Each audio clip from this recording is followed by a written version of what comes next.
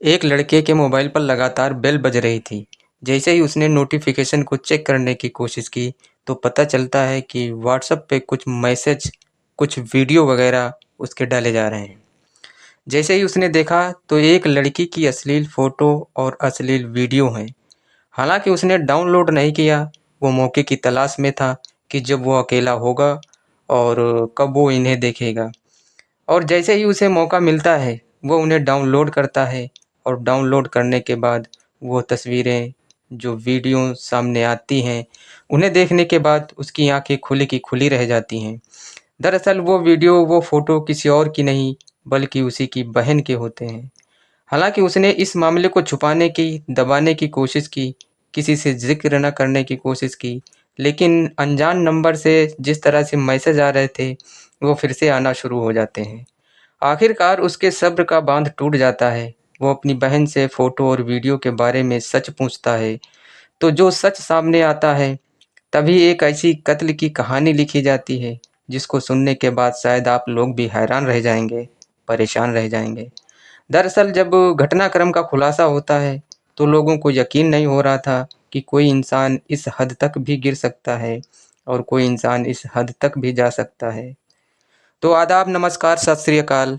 मैं एएस खान। आज की सच्ची घटना जो मैं आपको सुनाने जा रहा हूँ, ये सच्ची घटना है बिहार के मुजफ्फरपुर नगर की। और बिहार प्रदेश का एक ज़िला है मुजफ्फरपुर, और उसी ज़िले का एक थाना लगता है सदर थाना। उसी का एक इलाका है सहजानंद कॉलोनी, गली नंबर 2। 14 अगस्त 2024 की सुबह की ये बात है, जब लोग अपने अपने घरों में से निकल रहे थे। तभी लोग देखते क्या हैं कि एक खाली जगह पर एक बोरी पड़ी हुई है, जिसके चारों तरफ ब्लेड लगा हुआ था।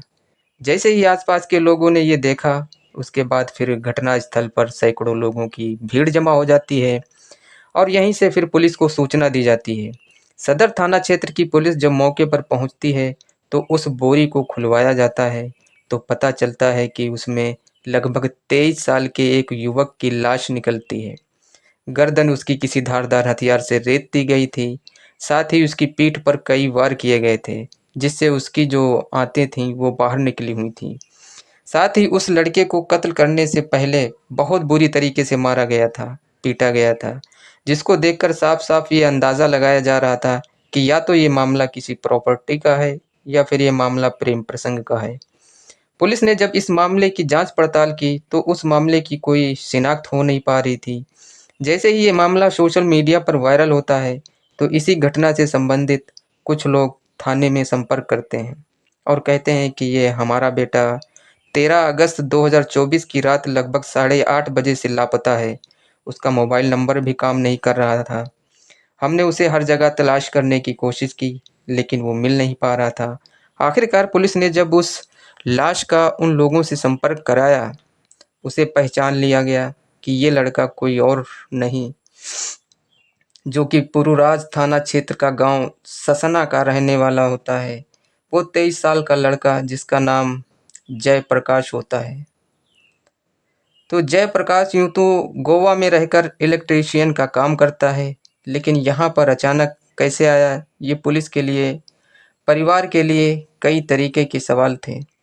पुलिस ने और परिवार ने जब इस घटनाक्रम के बारे में जानने की कोशिश की, तो पुलिस ने सीसीटीवी कैमरे भी खंगाले और सीसीटीवी कैमरे के माध्यम से पता चलता है कि 3 व्यक्ति होते हैं, जो एक साइकिल पर बोरी में शव रख कर ले जा रहे हैं, और वो इतनी आराम से जा रहे थे जैसे उन्हें कोई देख ही नहीं रहा हो।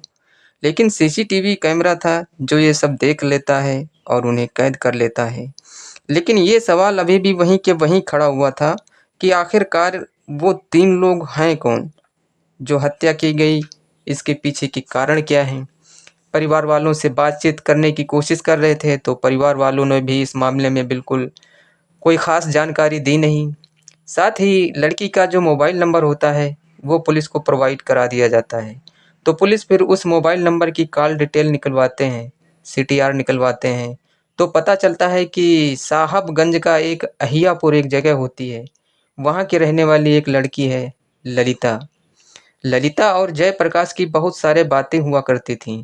जब ये गोवा में था, तब भी बातें होती थीं, और पहले भी इन दोनों का संपर्क बना हुआ था। तो मरने से पहले भी इसी लड़की से बातचीत हुई थी। आखिरकार ये लड़की कौन है? जब पुलिस ने ये पता करने की कोशिश की तो जयप्रकाश की जो माँ है रंभा, वो माँ बताती हैं कि ये जो लड़की है उसके मामा की जो लड़की है उसकी ननद है। यानी इन दोनों की प्रेम कहानी साल 2021 से शुरू होती है, जब जयप्रकाश अपने मामा की लड़की के घर जाता है तो उसे दिखाई देती है ललिता, जो उसके मामा की लड़की की ननद होती है। ललिता को देखते ही वो उससे प्यार कर बैठता है और जब मौका मिलता था तो दोनों एक दूसरे से मिलते थे, बातचीत करते थे और धीरे धीरे वो एक दूसरे के इतने करीब आ जाते हैं कि शायद जिसको लिव इन रिलेशन का भी नाम दिया जा सकता है। इनके शारीरिक संबंध भी थे। यही कारण था कि आगे आगे जितना वक्त बढ़ रहा था वैसे वैसे इन दोनों का प्यार भी परवान चढ़ने लगता है।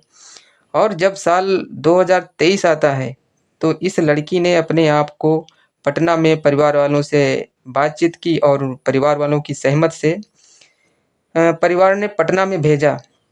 और वो ये चाहती थी कि वो पीपीएससी की तैयारी के बाद वो एक अधिकारी बनना चाहती थी और इसी के लिए वो तैयारी कर रही थी।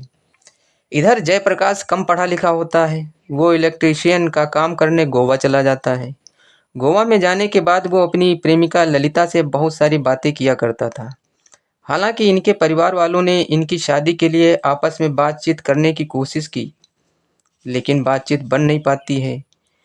लेकिन एक दिन लड़का यानी कि जयप्रकाश ललिता से फ़ोन पे बातचीत कर रहा था तो बताया जाता है कि वो वीडियो कॉल चल रही थी और जिस जगह वीडियो कॉल चल रही थी अचानक ही उसे वीडियो कॉल में एक लड़का दिखाई देता है।